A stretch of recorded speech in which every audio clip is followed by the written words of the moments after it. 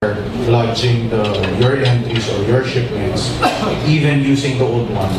Our system is accepting it. But we saw that problem because some of the not so friendly stakeholders are sometimes using those old to hide their shipments. So we need to make a step to, because we're doing reforms. Please bear with us if there are somewhere along the way, in doing the reforms, there are certain glitches. But what we're doing is for the betterment. I think the one that your broker told you probably is using the old one. That's why if he's lodging that old one now, our system is not accepting it anymore, because the HS codes that we have in our system right now is the 2012 versions. Where can we get a copy of the new HS codes? Sir, you can get that with the tariff commission. The 2012?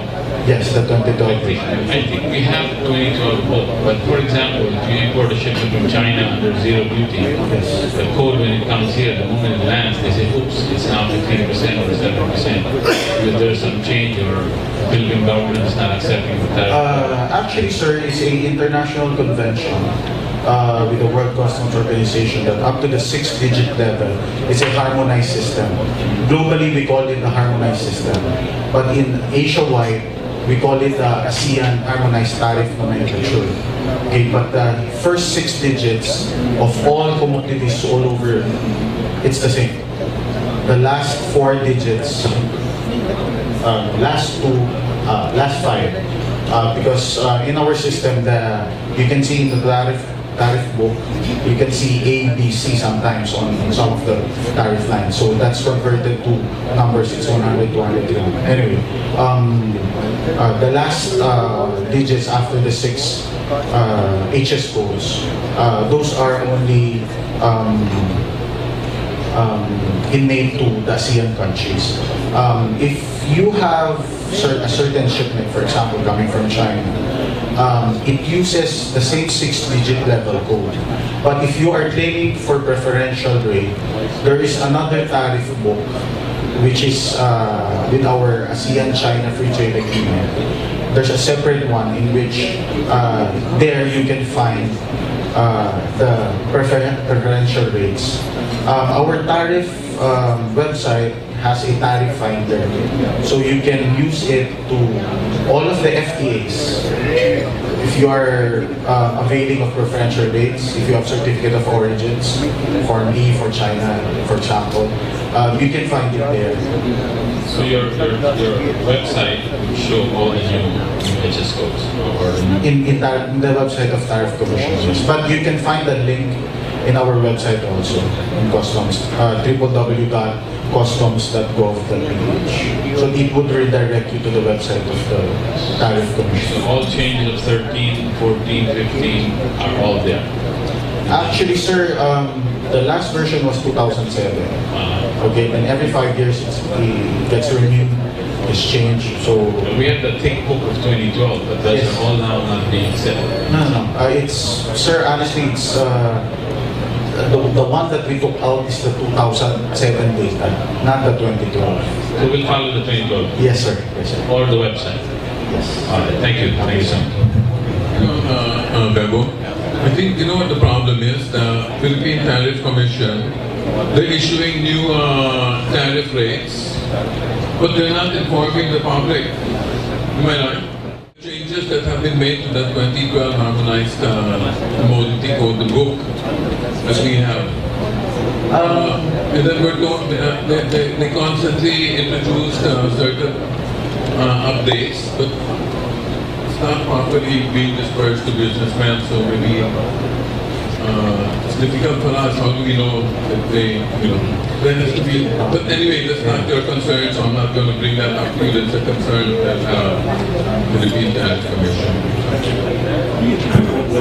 It's the president that changes the tariffs because he has the flexible tariff powers. That's why he issues an executive order modifying the rates, and it's supposed to be published in a newspaper. So if you see an executive order which says modifying the tariff rates, etc., pay attention to it because it changes the tariff rates. And of course, our bilateral and multilateral treaties also affect the tariff rates. So we have as of now Korea, China, India, Australia, New Zealand. And they're all in the tariff website.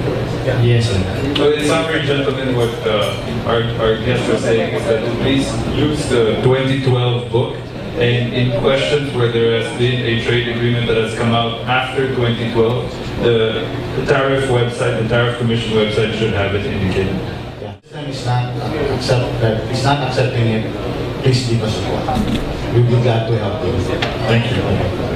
So in order to move on to the next question, if a new foreign or local investor starts a new corporation, how long will it take to get the importer license at DOC? We have some companies who claim they're waiting several months and no approval has been granted. No comment. No, just kidding. If it's delayed, write us a letter, we'll assist you. We have no promises, but we will assist you. Okay, so will you give us a separate, a different number to call, or a department to address it to, or do we address it to you? Sir, the reason why we are asking for a written letter from the stakeholders is because there's a present policy of no follow-ups, no personal follow-ups with respect to each department. So if we receive a phone call and we follow up the matter to the respective offices, there might be doubt on our motives on why we're following it up. According to our code of conduct, we cannot lawyer for any importer. So just so as to prevent any doubt, insofar as the official function of the person you're asking help from, we would like to have a written request for assistance so that we can endorse it to the proper office and follow it up within the official channels. So you see, sir, we respect what you said. I think all of us have to realize this is a very, very, very important matter.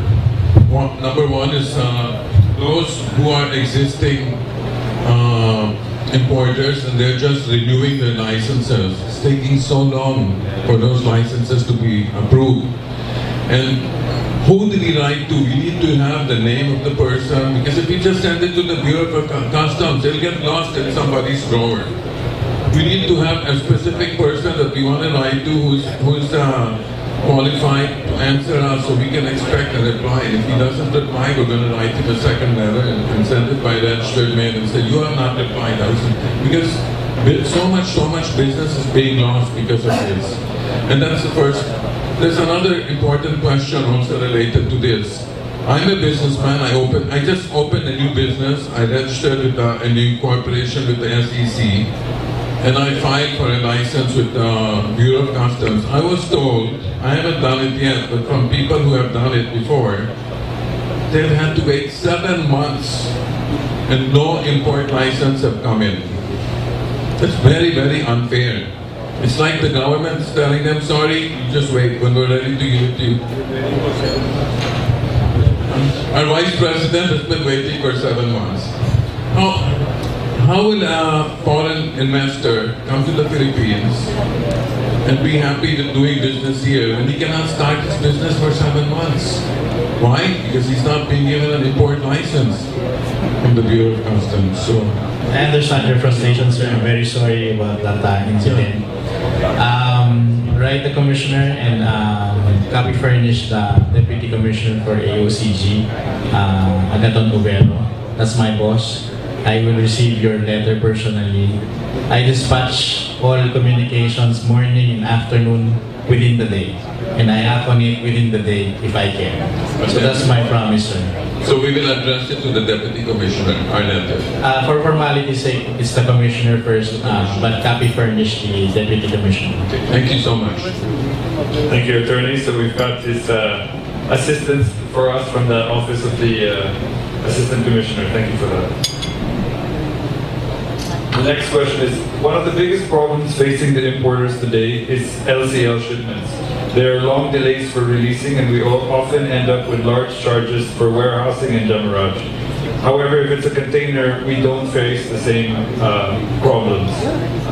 What are the steps being done in order to facilitate LCL shipments? Well, actually, there's just been it's a common problem with LCLs. Higher charges, delayed processing. So right now we are meeting, because those warehouses where you get your goods, we call them off-dock CYCFS. Those are container yard, container freight stations. So it's our boss who regulates those warehouses. No? They send us their accreditations. So if there are, just to address this, if there are any problems, again, we would appreciate you sending a letter again to properly address this. Because this has been just like I mentioned a while ago, before I was in the government, I also encountered the same problems clearing shipments for LCLs. But I hope with the reforms that we're doing, we could slowly eradicate such delays and problems with the LCLs. Because I know that the reason why you're doing LCLs is because you can't fill up an entire container. Of course, you wanted to sit on freight, but at the end of it all, you would end up spending more. And of course, as a businessman, you don't want, it's bad for business. You don't want that to happen. So we recognize such problems, and we will be glad to meet you or the chamber. You can go visit us in customs, have a meeting with our boss to address this policy problem. I spoke to you about this earlier. Almost every person in this room has faced that same problem, and you yourself were mentioning to us earlier that being a broker, you're very familiar with this problem, right? It's very, very difficult for us when our shipment is lying there and the customs examiner is questioning the value of the shipment. But he's only questioning it because he wants to delay it. And the reason he wants to delay it because he's in connivance, the little bird, I'm not saying that, that he's doing it because I don't want to make any false prejudge, but the little bird tells us that the customs examiner is in connivance with the people who own the warehouses there. And they intentionally delayed the release of the cargoes by asking so many questions and documents. And then finally, after 2 weeks, 3 weeks, 1 month, okay, sige, you can now release it.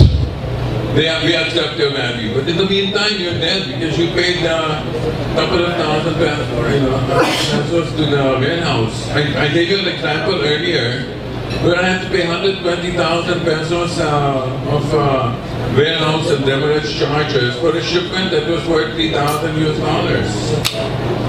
So, and this is a common problem. This has happened to everyone now.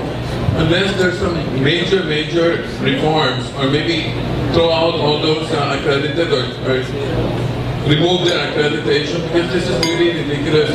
It's really happening business. It's all that business that's being opportunity that's being lost because of this. Yes, sir. That's why. And by the way, it encourages smuggling. Because it's cheaper for them to smuggle the goods than to get harassed by the warehousing. Yes, sir. That's why we're seeking your help, your assistance on this matter, so that we can address directly and fully this matter. Good evening, gentlemen. I have a lot of questions, but they ask same questions, and my questions are same. The problem of business people is almost we have same and import also. And most of time our values by DHL importation are, without even asking the question, they make it from, if it's a $1 per piece, they make it $10, $20. And whenever we make any objections, the samples are delayed by sometimes 15 days to 1 month.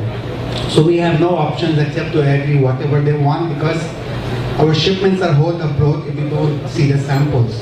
So this is a very common problem within the business community. Now, my question is that Bureau is getting automated, a lot of things are being happening computerized. I sometimes go to customs for problems. In past few years, I used to receive, whenever we pay taxes, whenever there is a final assessment, I receive by email very clear copy of the assessment, which we fax to the bank to pay this taxes.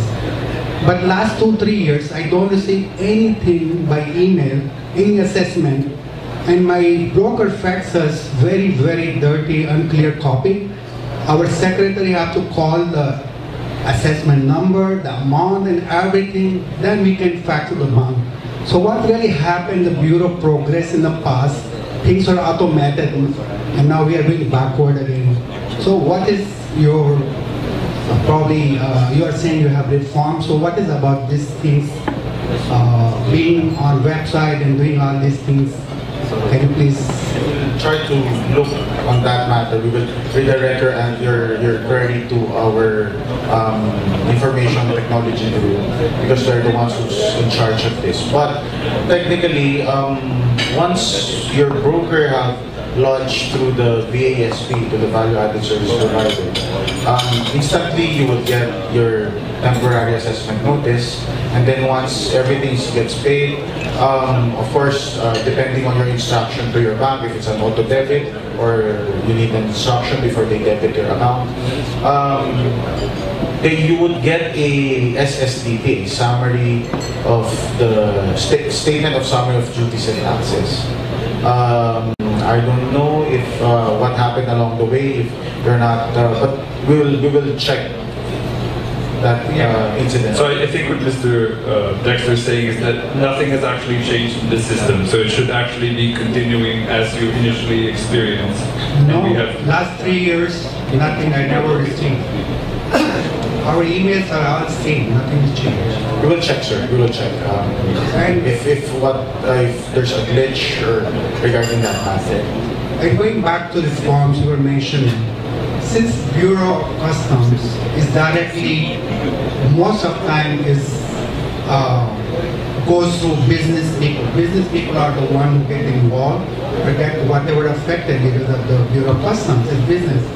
So since you do reforms, why not have a committee involve the business chamber of commerce is one person, because you're dealing with the people. If you don't have direct access to their problems, your reforms might be just whatever, may not be much more effective than what you're thinking. So it's better to have a committee and have a meeting, so you can have a direct problems as well from the business community. Yes, sir. That's a very good suggestion, but as of the moment, we are really undermanned. As much as we wanted to do that, we cannot split ourselves anymore to attend to. But most of the time, there's a lot of chambers, there's a lot of industries who goes to customs and arranges for meeting with the commissioner or even with our boss we would, especially with our boss, if you want, you could arrange what, a monthly meeting or whatnot. No, having meetings for problem is one thing. You go and address your problem and he will find solution. But you are going to reform, and if I have problem, I go for my problems to you or to chamber. But the question is not one person, it's all involves the business community. Our problem is different, maybe even Chamber of Commerce, maybe Chinese Chamber is different. So it's more of doing, working hand in hand, because you do business with business group, because customs directly involve mostly the business people. So it would be a good kind of joint thing to understand each other and get things I faster. agree. But if like some of the industries or the chambers that constantly visit us and have a meeting with the commissioner or even with our boss, through their individual problems, we can already formulate or create policies which is of holistic approach, which could be applicable for everyone. So, you know, those constant meetings, those even individual, because definitely if you have a problem, that's not entirely only Limited to you. Yeah, attributable to you. Probably some of them are also experiencing those kinds of problems. I think what Mr. Dexter is saying is that at this point they're not able to do a forum as you suggested, but in the meanwhile they're tackling the problem one at a time, and you are open invitation to attend, to have a meeting with the commissioner and their staff in the meanwhile to rectify the problems on a case-by-case basis. I have one last. Whenever we have problems, Bureau of Customs, when they look at the item, they look the value of the item through internet. And they compare the item through internet, how much is being sold on internet. I told them, this is the internet retail. How can you compare with the importer? We are importer. The value we import, and you want to assess that value through internet? I don't know if they are being trained properly or they know what to do. I hope that this should be properly addressed to them, or they're just using these things because they are in the position to harass. Because how can you have a value of an item through internet retail value and you are importing? So a lot of things happens at that level which we don't go to. But probably it's more of, when you do reforms, it's more of, I think they should have a good training as well for valuation. Yes, sir. Sir, I really suggest you try to get a hold of the gap valuation code.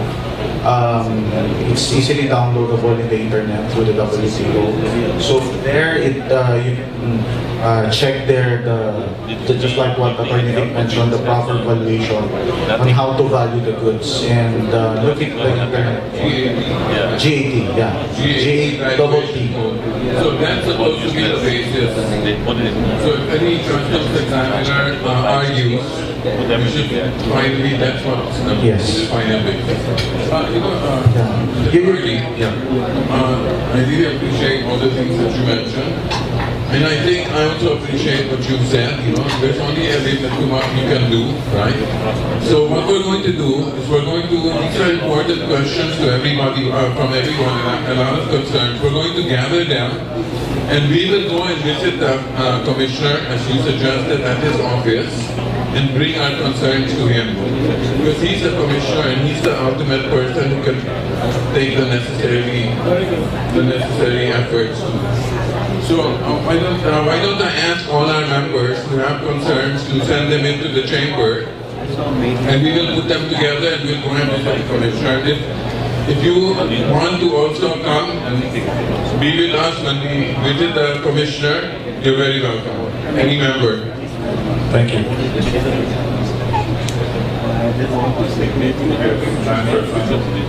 Gentlemen, I have a simple question, and probably you know. At present, TCC usage is not allowed. So we are importers because we have everything to import raw material. So we have to pay now in cash. So that is putting a lot of pressure on our business. So my request is to allow the TCC usage with immediate effect. Thank you.